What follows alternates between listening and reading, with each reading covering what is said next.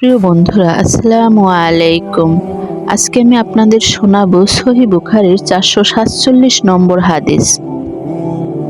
হযরত আবু হুরায়রা রাদিয়াল্লাহু হতে বর্ণিত, রাসূল সাল্লাল্লাহু আলাইহি সাল্লাম ইরশাদ করেছেন, এক খবিশ জিন এক রাতে নামাজের একাগ্রতা বিনষ্ট করার উদ্দেশ্যে আমার উপর আক্রমণ চালায়। মহান আল্লাহ আমাকে তার উপর বিজয়ী হওয়ার ক্ষমতা প্রদান করেন। তারপর আমি তাকে কাবু করে মসজিদের খুঁটির সাথে বেঁধে রাখার ইচ্ছা করলাম, যাতে ভোর হলে তোমরা সবাই তাকে দেখতে পারো। কিন্তু তখন আমার ভাই হযরত সুলাইমান আলাইহিস সালামের কথা আমার স্মরণ হলো। তিনি বলেছেন, হে আমার পালনকর্তা, আমাকে এমন রাজক্ষমতা প্রদান করো যা আমার পরে অন্য কারো জন্য সম্ভব না হয়।